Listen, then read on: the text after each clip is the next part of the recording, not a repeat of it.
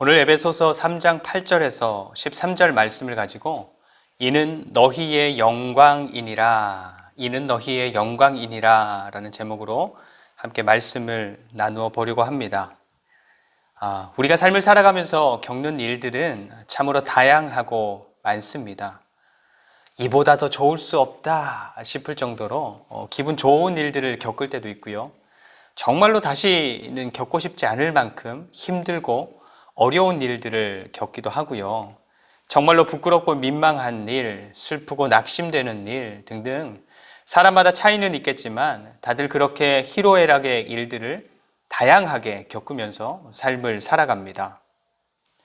그런데 그런 사람들을 보고 있노라면 어떤 사람들은 아주 작은 일에도 크게 반응하는 사람들이 있어요.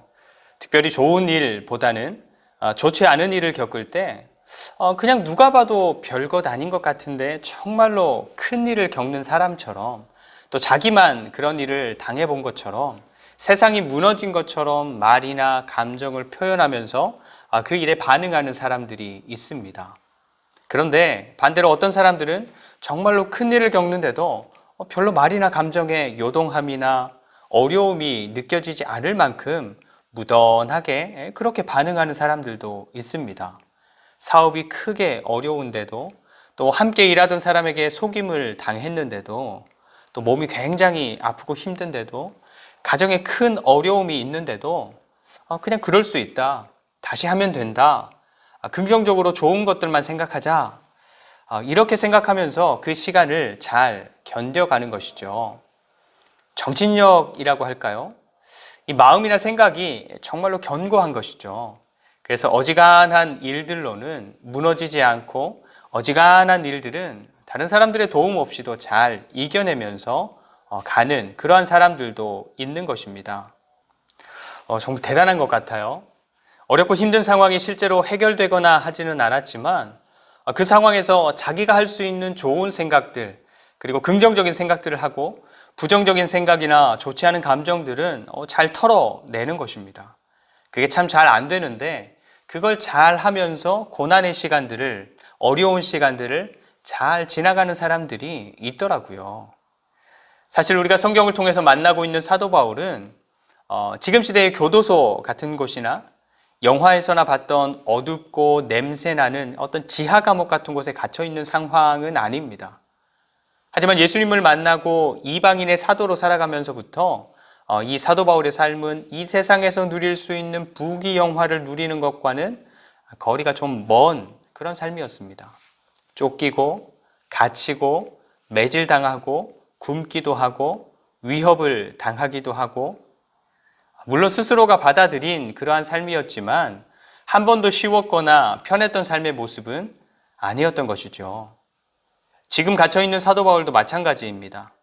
삶의 모든 것을 완벽하게 구속당하고 정말로 냄새나고 어두운 곳에 갇혀서 먹지도 못하고 매질당하는 그런 구속의 상태는 아니지만, 누가 봐도 사도 바울의 삶은 편안하지 않은 삶이고 안정적이지 않는 삶이고 앞으로 어떤 일이 어떻게 일어날지 모르는 그런 불안전한 그런 삶의 현장 가운데 있는 것입니다. 그런데 바울 역시도 이런 불편하고 힘든 삶을 잘 지나가는 모습을 보입니다. 13절 말씀인데요. 13절 함께 볼까요? 그러므로 너희에게 구하노니 너희를 위한 나의 여러 환난에 대하여 낙심하지 말라. 이는 너희의 영광이니라. 내가 어려움과 환난 속에 있는 것은 사실이지만 걱정하지 마라, 낙심하지 마라, 이렇게 말하면서 오히려 자신의 상황과 형편을 걱정하고 있는 에베소 교회를 위로하고 있는 것입니다. 근데 지금 바울이 어려움 속에 있지만 오히려 자기를 걱정하는 에베소 교회를 향해서 위로하는 것은 하나님을 믿지 않는 사람들이 어려운 상황에서도 긍정적으로 생각하고 마음먹어서 그 시간을 잘 견뎌가는 것과는 좀 다릅니다. 바울은 지금 자기가 당하고 있는 고난과 어려움, 이 불편함들을 좀 더 건설적이고 긍정적인 생각이나 마음으로 바꾸어내지 않습니다. 혹은 막연하게 좀만 지나면 잘 될 거야, 이번만 지나면 잘 될 거야, 이런 기대를 가지고 있는 것도 아닙니다. 지금 자기가 겪고 있는 어려움, 당하는 환난을 외면하거나 부정하지 않고 직시하는 것입니다. 나 어려움 중에 있어. 고난당하는 거 맞아. 불편해. 바울은 어려움과 고난의 상황, 그걸 억울해하고 힘들어하는 게 아니라 그냥 당연하게 여기지요.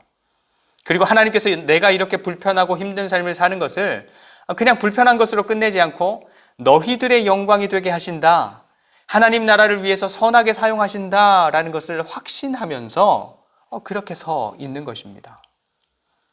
바울은 어떻게 그럴 수 있었을까요? 우선은 바울은 지금 자기가 잡히고 감금당한 것은 자기 욕심을 채우려고 불법을 저지르다가 잡힌 게 아니라 하나님의 부르심을 따라 이방인들에게 복음을 전하는 그 과정 속에서 생긴 일이었기 때문입니다. 바울은 일의 시작, 그 일을 하는 동기가 하나님 앞에서 선하고 하나님의 뜻을 따른 것이니까 그것 때문에 따라오는 불편함이나 고난이나 아픔이나 심지어 죽음까지도 잘 받아들이게 되는 것입니다. 여러분, 우리가 하나님을 사랑해서 하나님을 위해서 수고하고 시간을 들이든 물질을 들이든 그 남은 삶을 들이든 그렇게 하기로 결정하고 드린다면 그것으로 인해서 찾아오는 불편함이나 어려움이나 손해는 잘 받아들이셔야 합니다. 내가 하나님을 위해서 수고하니까 하나님께서 다 책임져 주시고 문제가 생기면 다 해결해 주셔야지, 이런 생각을 가진다면 결국 우리의 생각이 어떤 방향으로 흘러가냐 하면 내가 그동안 잠도 못 자가면서 먹을 것도 참아가면서 얼마나 열심히 전부 다 드렸는데 결국 지금 내가 겪게 되는 이 불편함, 이 억울함은 뭐야? 나한테 남는 게 뭐야? 하나님 살아계신 거 맞아? 어떻게 나한테 이러실 수가 있지? 하나님 안 믿고 싶다. 이렇게 흘러가는 경우가 많은 것입니다. 우리가 하나님께 뭔가를 드리고 하나님을 위해서 수고한다고 해서 사람들이 알아주고 우리에게 칭찬이 따라오고 해결되지 않았던 다른 문제들이 해결되고 허약했던 내 몸이 건강해지고 이러는 거 아닙니다. 드리고 헌신하고 평생을 바쳤어도 예수님의 12제자처럼 사도 바울처럼 그렇게 죽어갈 수 있습니다. 아무도 알아주지 않을 수 있습니다. 누가 알아준다고 해도 안 좋은 방향으로 이야기할 수도 있습니다. 그런데 그것까지도 고스란히 받아들이는 것, 그것이 그리스도인의 삶인 것입니다. 왜요? 우리는 뭔가를 잘못해서 그런 불편함이나 어려움을 겪는 게 아니라 하나님을 위해서 수고하다가 그런 거니까. 더불어서 하나님께서 나의 이런 불편하고 힘든 것까지도 그냥 불편하고 힘든 것으로 끝내지 않고 누군가의 영광이 되게 하실 것, 하나님 나라를 위해서 선하게 사용하실 것이 확실하니까. 사실 우리가 잘 못하는 것이 이런 것들입니다. 우리가 복음을 위해서 뭔가를 했다면 하나님께서 좀 책임져 주시고 우리를 좀 더 잘 되게 하시고, 사도 바울의 경우라면 감옥에서도 풀려나게 하시고 후원자들도 많이 세워주시고 그래서 선교비도 좀 풍성하게 하시고 바울같이 복음에 불타는 인재를 70살, 80살까지 복음 전할 수 있도록 건강하게, 강건하게 하시고 이렇게 해주시고 이렇게 되어야 뭔가 제대로 한 것 같은, 또 제대로 된 하나님인 것 같은 그런 느낌을 가지는 것입니다. 근데 그건 우리 생각이고 우리 바람이지 실제 하나님의 인도하심과 함께 하심은 다르죠. 복음을 위해서 그 청춘을 다 바쳤어도 내 땅과 건물을 팔아서 하나님을 위해서 또 가난한 사람들을 위해서 나누고 섬기는 그런 삶을 살았어도 그 노년을 편히 보낼 집 한 채 없이 그렇게 살다가 가거나 그 마지막을 병마와 싸우다가 고통스럽게 그 인생을 마감하기도 하는 것입니다. 그러니 믿지 않는 사람들은 그것을 보면서 아이고 좀 그러게 작작 좀 하지,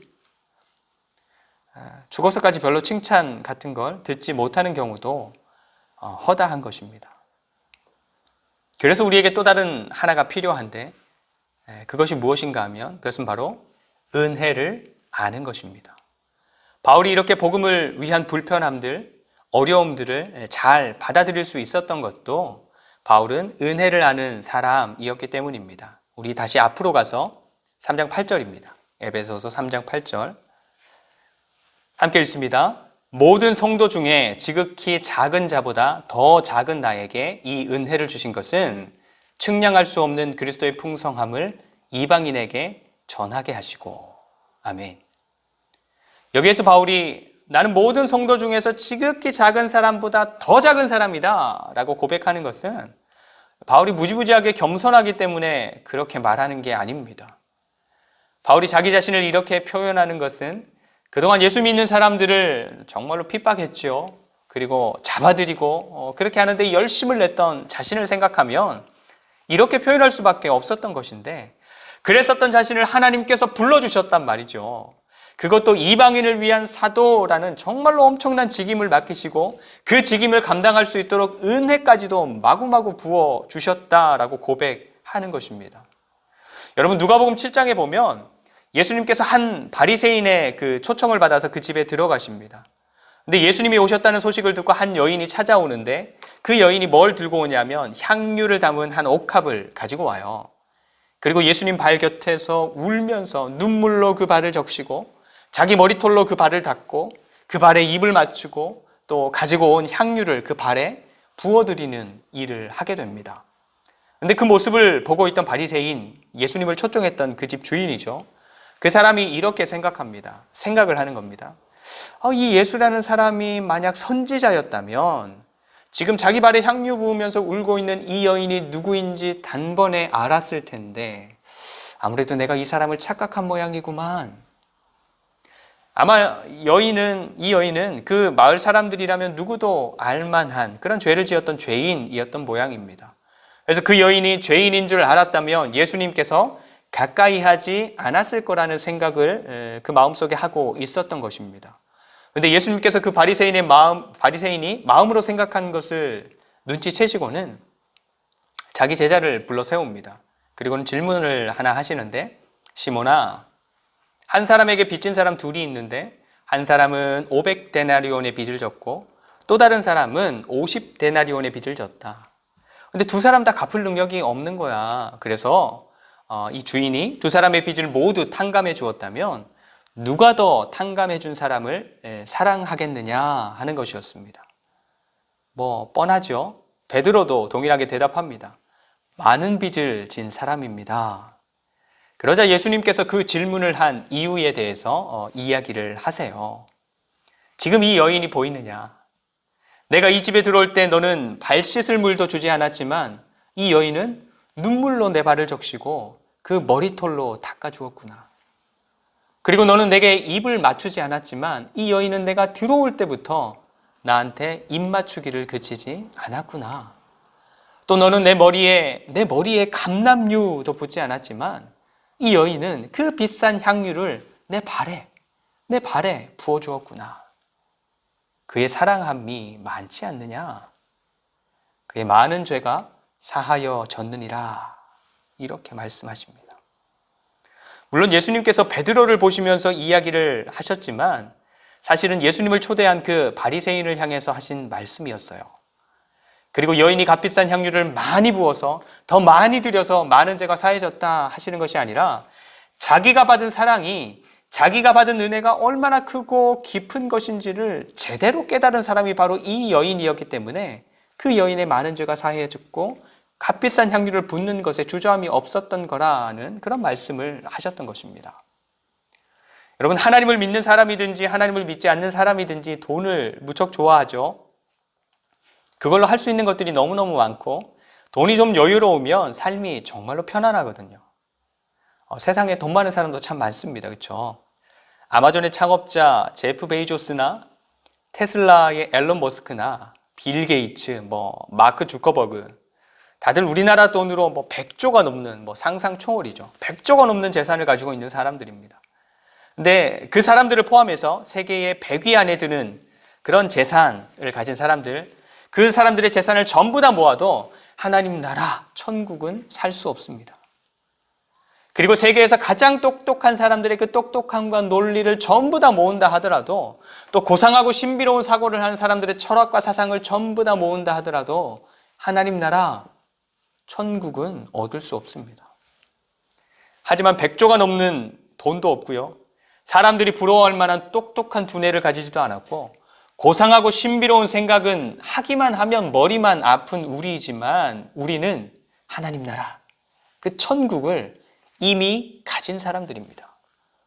이 세상을 살아가는 사람들이 그리도 가지고 싶어하는 부나 명예나 권력이나 똑똑함이나 인맥이나 인기나 등등 뭐 하나 충분히 가지지 못했지만 이 세상에 존재하는 그 귀하고 그래서 사람들이 너무너무 가지고 싶어하는 그 모든 것을 뛰어넘는 하나님 나라, 천국을 살 수 있는 영원한 생명을 이미 가진 사람들이 바로 우리들인 것입니다. 이렇게 말하면 가지지 못한 사람들, 성공하지 못한 사람들의 구차한 변명인가요? 그렇지 않습니다.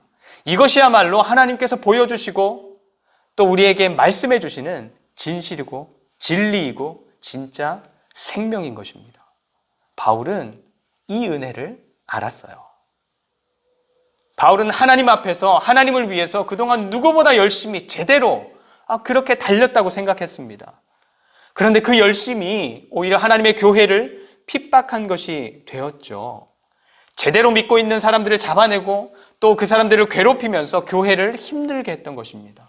그런데 그런 나를, 그래서 예수님께 하나님께 아픔을 드리는데 앞장섰던 나를 그분이 먼저 찾아오신 것입니다.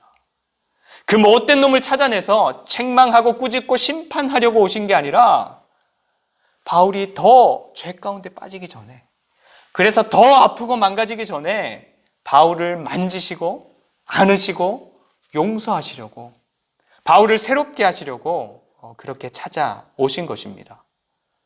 바울은 그 예수님 앞에 서게 되었을 때 죄스럽고 민망하고 부끄러워서 예수님을 향해서 얼굴을 들 수조차 없는, 그래서 시간을 돌이킬 수 있다면 정말로 돌이키고 싶은 아마 그런 심정이었을 것입니다. 그런데 하나님께서는 그런 바울을 책망하거나 심판하신 게 아니라 그런 바울을 불러서 안으시고 은혜를 더하셔서 8절에서 말씀하는 대로 그리스도의 풍성함을 이방 사람들에게 전하는 일을 그에게 맡기시고 9절에서 또 말씀하시는 대로 하나님께서 세상을 어떻게 구원해 가시는지, 새롭게 창조해 가시는지 그것을 드러내는 일을 위해서도 바울을 사용하시겠다 말씀하신 것입니다. 우리 가문의 원수인 그 고얀 녀석을 잡아와서 죽기 직전까지 매질하고 감옥에 가두어서 피를 말리는 게 아니라 깨끗하게 씻기고 좋은 옷을 입히고 가락지를 끼우고 양자로 들여서 가문의 업을 잊게 하고 귀한 유산까지 풍성하게 상속해 준 것입니다. 그런데 이렇게 말하면 그래, 바울이 받은 은혜가 그 정도면 그런 삶을 살 수 있지라고 할 수 있지만 사실 바울이나 우리나 탕감받았다, 탕감받은 사실은 같습니다. 동일합니다. 바울은 예수님의 십자가 제곱, 세제곱의 은혜를 받았고 우리는 예수님의 십자가의 은혜, 그것만 받은 게 아닙니다. 바울이나 우리나 모두 예수님께서 십자가로 이루신 은혜, 그것을 받은 것입니다. 그러면 뭐가 다르죠? 그 은혜를 아는 것, 그 은혜를 아는 정도가 다른 것입니다. 그래서 우리가 하나님께서 우리에게 주신 은혜를 알기는 알지만 대충 안다, 조금 안다, 그러면 우리의 삶은 꼿꼿해지게 됩니다. 그래서 구원을 받은 자의 삶을 살아가기는 하지만 쉽게 흔들립니다. 그리고 주어지는 환경이나 상황이나 여러 가지 문제나 아픔들에 막 크게 반응하고 감정이나 생각들이 쉽게 오르락내리락 왔다 갔다 합니다. 구원의 확신을 가졌다가도 어떤 때는 구원조차 내게서 먼 것 같고 삶에서 무엇인가를 결정할 때에도 쉽게 나 중심적으로 일들을 결정할 때가 많아지는 것입니다. 하지만 반대로 하나님께서 우리에게 주신 은혜를 알고 더 깊이 알고 경험하면 할수록 우리의 삶은 유연하게 됩니다. 그래서 어지간한 일들에도 흔들리지 않는, 그래서 삶에 주어지는 환경이나 상황이나 문제나 사람들을 잘 받아들이는 삶을 살 수 있게 됩니다.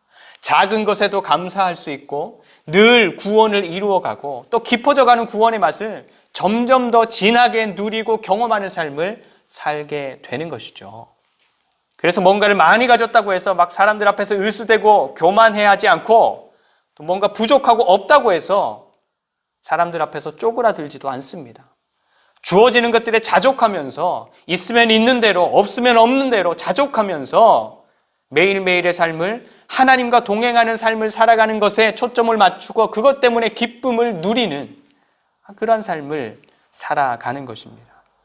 그렇기 때문에 바울에게 주어진 환난, 바울이 감옥에 갇힌 것, 그리고 앞으로도 더 잘못될지 모르는 것 등등의 사실들이 옆에서 바울의 삶을 지켜보는 사람들에게는 어떡하나, 이제 바울 어떡하나 하는 그런 모양이 될지 모르지만 바울 자신에게는 문제가 되지 않는 것입니다. 왜냐하면 감옥에서도, 외딴 섬에서도, 자기를 죽이려고 하는 많은 사람들의 틈에서도 바울은 하나님과 동행하는 은혜를 누리고 있었기 때문인 것입니다. 여러분, 우리가 하나님을 위해서 또 복음을 위해서 하는 수고와 헌신, 어떤 드림은 무엇인가를 바라고 하는 것이 아닙니다. 하나님께서 예수님을 통해서 주신 영원한 생명이 감사하니까 하는 것이고, 하나님께서 예수님을 통해서 새로운 소망을 우리에게 주시니까 감사해서 하는 것이고, 이제 우리에게 영원한 하나님 나라가 예비되어 있으니까 앞으로 이 땅에서의 삶은 없이 살아도 이미 로또 맞은 것이나 다름없다, 이런 감사의 마음으로 하나님께 드리고 수고하는 것입니다. 물론 그렇게 살아가는 가운데서 사람들에게 칭찬을 들으면 좀 좋지요. 또 함께 돕는 사람들이 생기면 좀 더 힘이 나고, 또 문제들이 해결되거나 약했던 내 몸이 더 건강해지게 되면 기쁨이 더하겠죠. 하지만 그런 것들은 더 보너스인 것이지, 내가 이렇게 했으니까 하나님 이렇게 해주셔야죠, 내가 이렇게 드렸으니까 하나님도 이렇게 주셔야죠, 이거는 기독교 신앙이 아닌 것입니다. 여러분, 우리가 복음을 위해서 자발적인 불편함을 선택할 때 그것이 우리에게는 불편함이 되기도, 또 어려움이나 손해나 바울의 경우처럼 환난이 되기도 하겠지만, 어떤 누군가에게는 바울이 13절에서 이야기하는 것처럼 영광, 너희의 영광이 되는 것입니다. 그래서 누군가를 살리는 능력이 되기도, 누군가를 일으켜 세우는 힘이 되기도, 또는 누군가에게 도전이 되는 역사가 되기도 하는 것입니다. 그리고 더 나아가서 10절에서 말씀하시는 대로 하늘에 있는 통치자들과 권세들에게 하나님의 각종 지혜를 알리는 역사를 이루게도 하는 것입니다. 날마다 하나님의 은혜를 알고 깨닫고 그것을 깊이 누리는 사람, 어떤 일을 선택하거나 계획해서 할 때에 복음을 위해서, 하나님을 위해서 그 일들을 결정하는 사람, 그래서 그로 인해서 우리에게 어떤 결과나 삶의 환경이 주어지더라도 그것을 부정하지 않고 낙심하지 않고 잘 받아들이며, 오히려 그런 상황에서도 모든 것을 합력해서 선을 이루실 하나님을 확신하는 사람, 그래서 어지간한 일에도 흔들리지 않고 혹이나 넘어지더라도 다시 일어서는 하나님의 사람, 하나님의 교회로 저와 여러분들 모두가 든든히 세워져가는 그런 하루하루의 삶이 되시기를 간절히 축원드립니다. 기도하겠습니다. 우리가 구원받은 것은 하나님의 은혜로 말미암은 것이요, 나의 나된 것도 오직 하나님의 은혜일 뿐임을 고백합니다. 그러기에 날마다 하나님을 위한 선택, 복음을 위한 결정을 놓치지 않을 수 있도록 도와주시고, 그래서 흔들리지 않는 견고하고 든든한 삶을 살아가고 함께 하시는 하나님 덕분에 더욱 풍성함을 누리는 은혜로운 삶이 되게 하여 주시옵소서. 오늘도 우리가 드리는 시간과 마음과 물질과 정성을 기쁘게 받아주시고, 바울처럼 그 일생을 드리고도 부족하다 여기는 하나님으로 충분한 인생으로 우리를 새롭게 빚어 주시옵소서. 감사드리며 우리의 생명 되신 예수 그리스도의 이름으로 간절히 축복하며 기도드립니다. 아멘.